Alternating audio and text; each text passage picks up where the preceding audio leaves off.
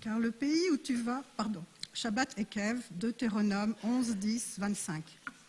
Car le pays où tu vas pour le conquérir ne ressemble point au pays d'Égypte d'où vous êtes sortis. Là, tu devais semer ta graine et l'humecter à l'aide du pied, comme en un jardin potager. Mais le pays que vous allez conquérir est un pays de montagnes et de vallées, abreuvé par les pluies du ciel. Un pays sur lequel veille l'Éternel ton Dieu et qui est constamment sous l'œil du Seigneur depuis le commencement de l'année jusqu'à la fin. Or, si vous êtes dociles aux lois que je vous impose en ce jour, aimant l'Éternel votre Dieu, le servant de tout votre cœur et de toute votre âme, je donnerai à votre pays la pluie opportune, pluie de printemps et pluie d'arrière-saison. Et tu récolteras ton blé et ton vin et ton huile. Je ferai croître l'herbe dans ton champ pour ton bétail, et tu vivras dans l'abondance. Prenez garde que votre cœur ne cède à la séduction, que vous ne deveniez infidèles au point de servir d'autres dieux et de leur rendre hommage. La colère du Seigneur s'allumerait contre vous. Il défendrait au ciel de répandre la pluie, et la terre vous refuserait son tribut, et vous disparaîtriez bientôt du bon pays que l'Éternel vous destine. Imprimez donc mes paroles dans votre cœur et dans votre pensée. Attachez-les comme symbole sur votre bras et portez-les en frontaux entre vos yeux.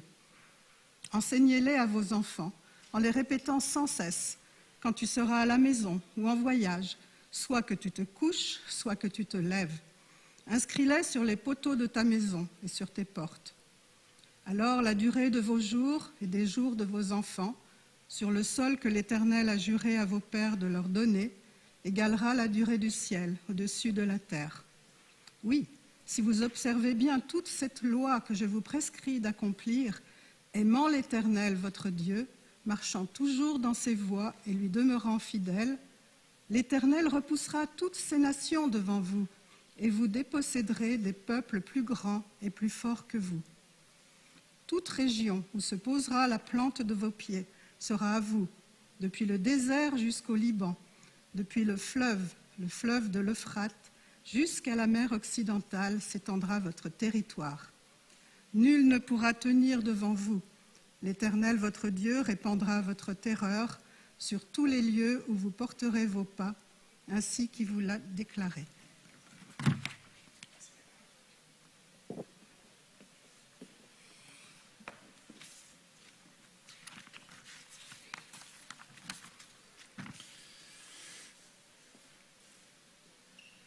Saviez-vous que les Esquimaux ont plus de 50 mots pour désigner la neige?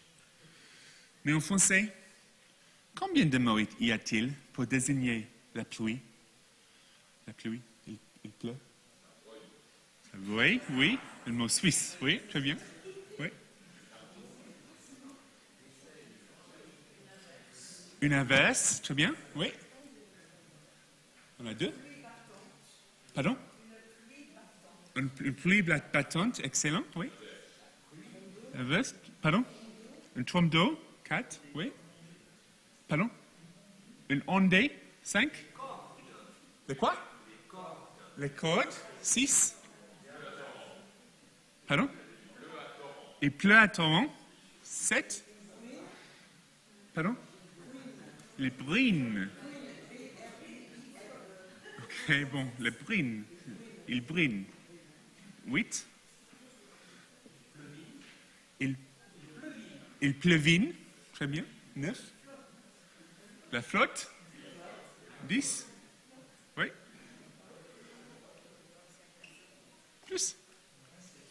10, c'est pas mal, mais c'est pas 50. Alors, en fait, j'ai consulté le Larousse. Alors, il y a, oui, averse, on a ça, oui. Déluge, oui. Giboulée, oui, giboulée, bien sûr. Grain, oui. Ondée, on a dit, ondée, oui. Précipitation, bien sûr. Et plus familièrement, douche, flotte, rincée, oui. Saucée. En Suisse, comme Marie-François a dit, la roye, que je ne peux jamais prononcer, mais bon. Ou en Belgique, la drache. La drache. C'est pas mal, hein? Eh bien, dans notre paracha, Ekev, dans un verset de chapitre 11 de Deutéronome, il y a trois types de pluie sont nommés.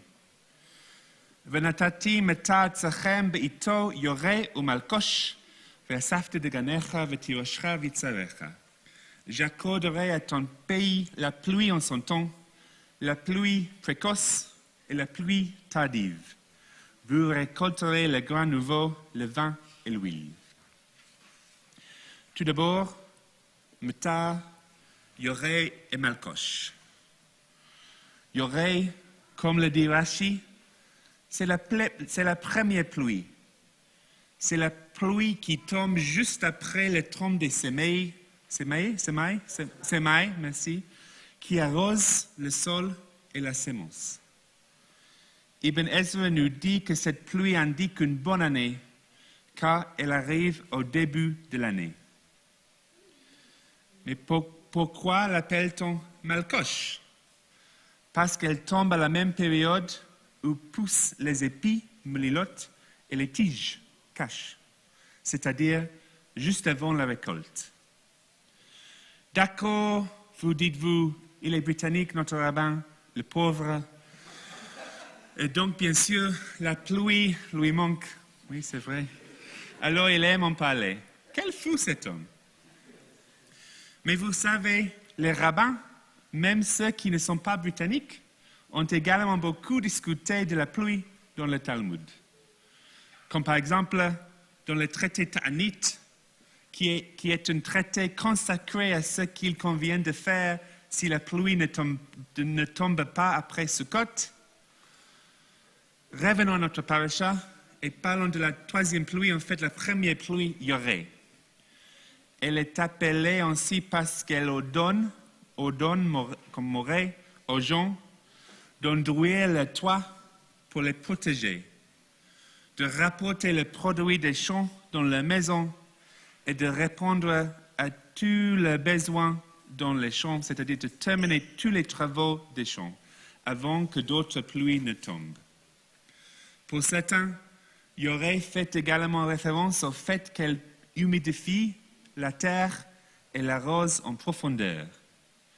Ou encore, pour d'autres, Yoré signifie qu'elle tombe en douceur et qu'elle ne tombe pas avec intensité. Ou encore, peut-être que ce n'est pas le cas et que Yoré signifie plutôt la pluie qui fait tomber les fruits des arbres, emporte les graines et les arbres d'une manière destructrice. Ou encore, et en ce qui concerne Malkosh, Malkosh signifie peut-être que la pluie tombe si fort, cachée et si densément qu'elle renverse les maisons, brise les arbres et fait apparaître les sauterelles. Ou encore, bien que le peuple juif soit très têtu, le Malkosh réussit à pénétrer dans son cœur. Par exemple, si la pluie ne tombe pas en temps voulu, si elle ne tombe pas après Sukkot, alors il se tourne vers Dieu en se repentant de son entêtement et il se met à prier avec ferveur.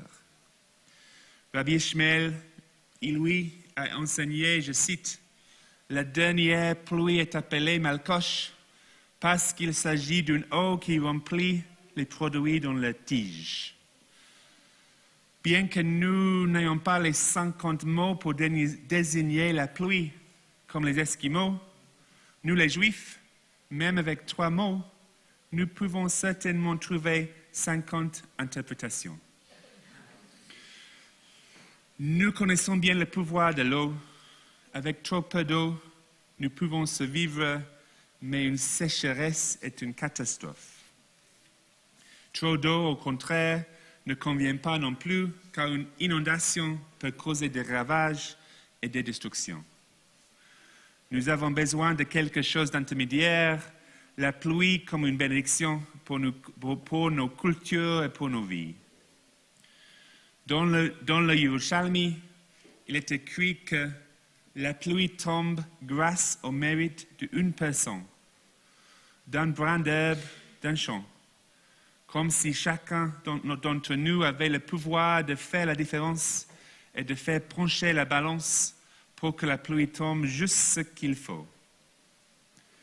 Le deuxième paragraphe du schéma, qui constitue une partie de la paracha de cette semaine, souligne lui aussi le lien entre notre comportement et la tombée de la pluie. Bien qu'un scientifique moderne puisse mépriser cette approche en la considérant comme le résultat d'un comportement individuel, il semble évident que, collectivement, nous pouvons avoir et que nous avons un effet catastrophique sur notre environnement, comme nous le constatons avec le changement climatique. Quoi qu'il en soit, même les plus grands adorateurs parmi vous du soleil devraient convenir que la pluie est une bénédiction. Comme le dit le Midrash Tehillim, la pluie est plus importante même que le don de la Torah, car la Torah est une joie pour Israël, mais la pluie pour toutes les nations et le monde entier, humains et animaux. Shabbat Shalom.